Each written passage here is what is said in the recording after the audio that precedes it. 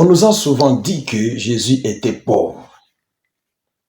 Mais je vais vous dire que la Bible ne le dit pas de cette manière-là. Oui, il s'est fait pauvre, mais il n'avait pas la mentalité de la pauvreté. Je vais vous montrer par les Écritures que Jésus-Christ n'était ni misérable, ni limité. Il vivait dans la mentalité du royaume de Dieu. Il n'avait pas la mentalité de la pauvreté. Je vais vous donner 7 preuves bibliques que Jésus n'avait pas la mentalité de la pauvreté. Premièrement, Jésus s'était fait pauvre lui-même. Si vous lisez 2 Corinthiens chapitre 8, verset 9, vous allez voir que vous connaissez la grâce de notre Seigneur Jésus-Christ, qui pour vous s'est fait pauvre, des riches qu'il était, afin que par sa pauvreté, vous fussiez enrichis. C'est-à-dire que Jésus-Christ s'est fait pauvre volontairement, lui-même. Il n'avait pas un esprit de pauvreté qui le dominait. Il n'avait pas un démon de la pauvreté. C'est lui-même qui s'est dit, je vais me faire pauvre pour que j'enrichisse ceux qui vont croire en moi. C'est ce que dit cette parole. Et donc, Jésus-Christ n'était pas en soi pauvre, mais lui-même, il s'est fait pauvre, il s'est dépouillé. Il n'était pas égoïste. Vous savez que les riches qui se disent riches, mais qui sont égoïstes, ils ont la mentalité de la pauvreté, quoique ils ont quelque chose dans leur poche. Et là, ils peuvent se retrouver tôt ou tard dans la pauvreté. Mais Jésus n'était pas comme ça, il n'était pas égoïste. C'est pourquoi il s'est dépouillé lui-même pour que nous puissions être enrichis. Je déclare au nom de Jésus que la mentalité de la pauvreté te quitte au nom puissant de Jésus. Deuxième preuve, il portait un vêtement de qualité. Si vous lisez dans Jean chapitre 19, verset 23 à 24, vous allez voir que Jésus portait un vêtement de qualité. Il n'était pas dans la négligence, il ne se négligeait pas lui-même. Il portait un vêtement qui était sans couture, un vêtement qui n'avait pas de couture, un vêtement qui était tissé mais sans couture. C'est-à-dire, c'était un vêtement, à l'époque, si vous faites des recherches, vous allez trouver que c'était un des habits les plus luxueux de l'époque. Jésus n'était pas dans la négligence. C'est pourquoi il ne prêchait pas cependant sur les vêtements. Non. Ses propres vêtements, non. Il marchait dans la dignité. Il marchait dans cette mentalité du royaume, qui n'était pas la mentalité de la pauvreté. Mais il ne vantait pas ses vêtements comme les uns et les autres peuvent le faire.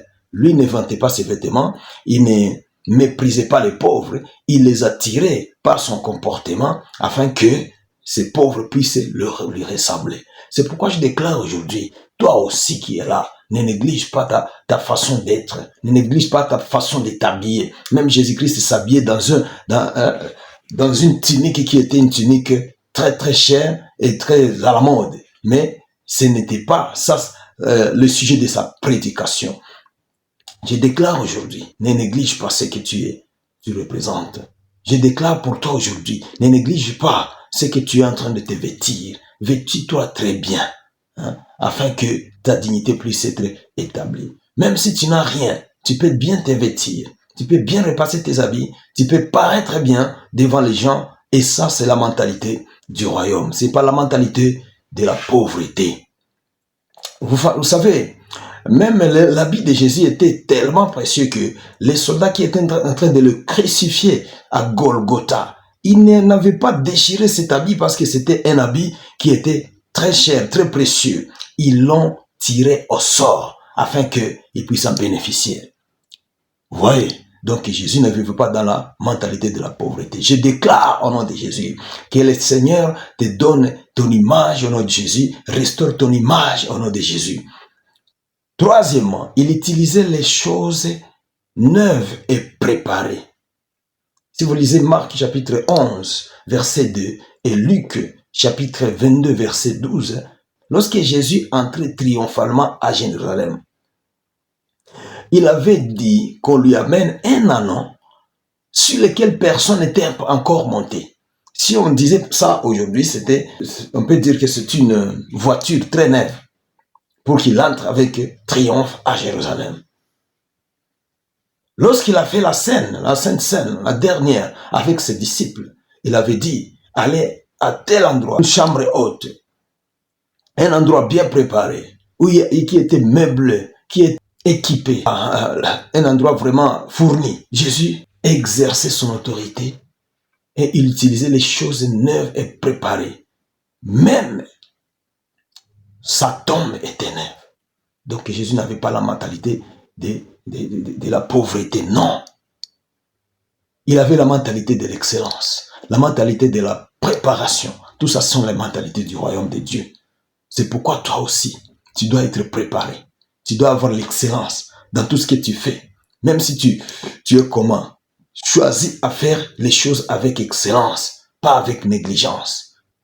Choisis de prendre des choses neuves. Ne restez pas avec des choses qui sont misérables. Non, ça c'est pas la mentalité du royaume. Il faut avoir des choses de bonne qualité. Quatrième preuve que Jésus ne marchait pas dans la mentalité de la pauvreté, c'est que Jésus exerçait son autorité sur les ressources. Matthieu 17, 27, vous allez voir que lorsque c'était question de payer l'impôt, lorsque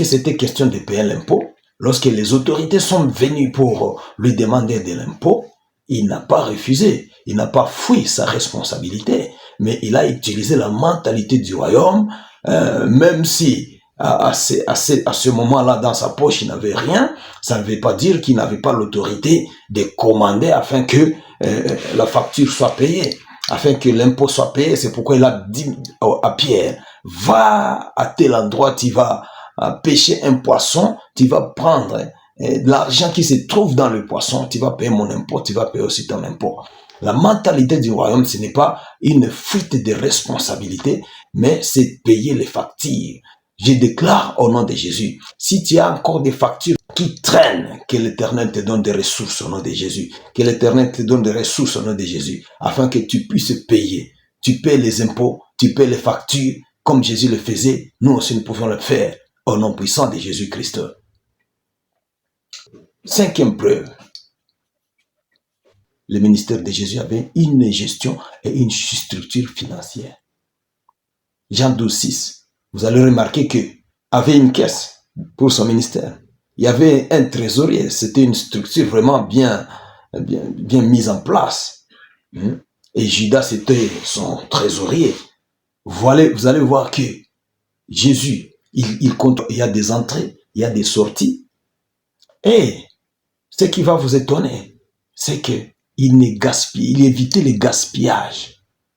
Même lorsqu'il avait multiplié les 5 pains et les 2 poissons, et que plus de 5000 hommes ont mangé à satiété, lui, il a dit, ne jetez rien. Même si c'était en abondance, il a dit, ne jetez rien. Vous devez ramasser tout, que rien ne se perde. Et il est resté avec 12 paniers. C'est-à-dire, quelqu'un qui a la mentalité du royaume de Dieu. Tu ne peux pas gaspiller des choses comme ça parce que tu en as en abondance.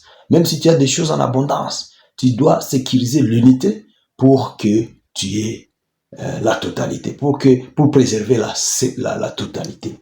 Tu es un commerçant, par exemple, ou un fabricant de savon, par exemple. Qu'est-ce que tu peux faire? Si tu négliges un seul morceau de savon, c'est-à-dire tu es en train de négliger le tout. Tu peux perdre le tout. Mais si tu préserves un seul morceau, tu peux préserver le tout. C'est ça la mentalité de ne pas gaspiller. Ne jetez pas la nourriture, s'il vous plaît. Même si vous en avez en abondance, ne jetez pas la nourriture. Cherchez comment sécuriser cette nourriture. C'est comme ça que Jésus vivait. Cinquièmement, Jésus vivait dans l'abondance malgré le peu qui était visible. Il avait la multiplication et la provision. Lorsqu'il avait quelque chose qui n'était pas suffisant, il multipliait. Lorsqu'il n'avait rien, il commandait pour que ça apparaisse. Je déclare au nom de Jésus Que l'Éternel te donne tout en abondance, au nom puissant de Jésus-Christ. Dans la multiplication des pains, vous savez, il a multiplié les pains et plus de 5000 personnes ont mangé. Lorsque Pierre avait pêché toute la nuit, il n'avait rien trouvé. Il n'y avait rien. Il lui a dit, jette ton filet. Il a jeté son filet et il a pris les poissons en surabondance, au point même que le filet s'est déchiré. C'est pour vous dire que Jésus n'était pas limité par le manque, mais il avait le contrôle. Il multipliait et il commandait. Septièmement, même dans sa mort, il a été enterré parmi les riches. Si vous lisez Ésaïe, chapitre 53, verset 9, et Matthieu 27, 57 à 60, vous allez trouver que Jésus-Christ, il était enterré parmi les riches. On l'a rejeté comme un brigand, mais sa dignité a été restaurée. Même si vous pouvez être méprisé quelque part, humilié quelque part, sachez que ton honneur va revenir. C'est ça la mentalité du royaume de Dieu. Je le déclare au nom de Jésus que ça se passe dans ta vie, au nom puissant de Jésus. Jésus a été enterré parmi les riches. Vous allez voir que Joseph d'Arimathée, c'est lui qui avait accompli cette prophétie qui avait été dite par Ésaïe le prophète, plusieurs millénaires avant l'arrivée de Jésus. En conclusion, je peux dire, Jésus n'était pas matérialiste. Jésus n'était pas misérable. Il n'était pas pauvre dans sa pensée. Il était riche dans la foi, dans l'autorité et dans l'identité. Si tu es un chrétien, tu n'es pas appelé à vivre dans la mentalité de la pauvreté, dans la peur ou dans le manque. Mais tu dois vivre dans la foi, dans la dignité et dans la provision. Tout ça. Si tu es là, tu m'as entendu, tu as entendu cet enseignement, sache que la Bible dit, ayez les sentiments qui étaient en Jésus-Christ. C'est-à-dire, la mentalité de la pauvreté ne nous caractérise pas. Il se peut que tu sois dans une position telle ou telle actuellement. Mais dans cette position, ne pense pas que tu es pauvre. Non. Parce que tu peux utiliser ton autorité pour commander les choses et les choses vont apparaître. Tu peux aussi utiliser les ressources que Dieu a mis à ta disposition. Il y a quelque part que spirituellement, tu as déjà quelque chose que Dieu avait déjà préparé pour toi. Lorsque tu es en Jésus-Christ, je ne vous enseigne pas d'avoir la convoitise et de voler, non. Je vous enseigne d'utiliser les ressources que Dieu a déjà mis dans votre disposition. Il y a une différence entre avoir la convoitise et accéder à ce que Dieu a déjà, aux provisions que Dieu a déjà prévues pour toi. C'est ce que je suis en train de prier pour toi, que tu sois dans cette position. Parce que ce que tu comprends, c'est ce que tu as dans le royaume de Dieu. Ce que tu ne comprends pas, tu tombes victime. C'est pourquoi si tu comprends que tu n'es pas pauvre en Jésus-Christ, la richesse va te suivre malgré ton état qui est actuel. Au nom de Jésus, je déclare que la richesse va te suivre au nom de Jésus. L'abondance va te suivre au nom de Jésus. Et tout ce que tu as, tu désires, tu dois en avoir au nom de Jésus. Que Dieu te bénisse. Si tu es là, tu veux donner ta vie à Jésus-Christ, tu vas aussi entrer dans l'abondance, dans la mentalité du royaume de Dieu qui n'est pas la pauvreté. Dieu va te délivrer de la pauvreté, du manque, parce que Jésus jamais ne disait « je manque quoi que ce soit ». Et il nous dit encore « ne vous inquiétez pas ». Donc, quel que soit ce que nous sommes en train de traverser, on ne peut pas s'inquiéter. Parce que même dans le désert, Jésus a pourvu pour les enfants d'Israël. Ils ont quoi? Ils ont mangé la manne. Ils ont mangé les cailles. Ils ont bu sur le rocher spirituel. Ce rocher était Christ. Et nous sommes en Jésus-Christ. Laisse-moi te dire, si tu es en Jésus-Christ, tu ne vas manquer de rien. Jésus ne peut pas te laisser. Tu dois avoir la foi. La foi. La foi. Et tu seras dans l'abondance, certainement. Si tu veux donner ta vie à Jésus, prie avec moi cette prière. Répète avec moi, Seigneur Jésus, aujourd'hui, je prends la décision de te suivre. Merci Seigneur. Aujourd'hui, je confesse de ma bouche le Seigneur Jésus et je crois dans mon cœur que Dieu l'a ressuscité de mort. Je suis sauvé. Je suis pardonné. J'entre aussi dans l'alliance de l'abondance, dans l'alliance de richesse. Merci Seigneur. Au nom de Jésus. Amen. Si tu as prié sincèrement cette prière, laisse-moi te dire une bonne nouvelle, c'est que tes péchés sont pardonnés.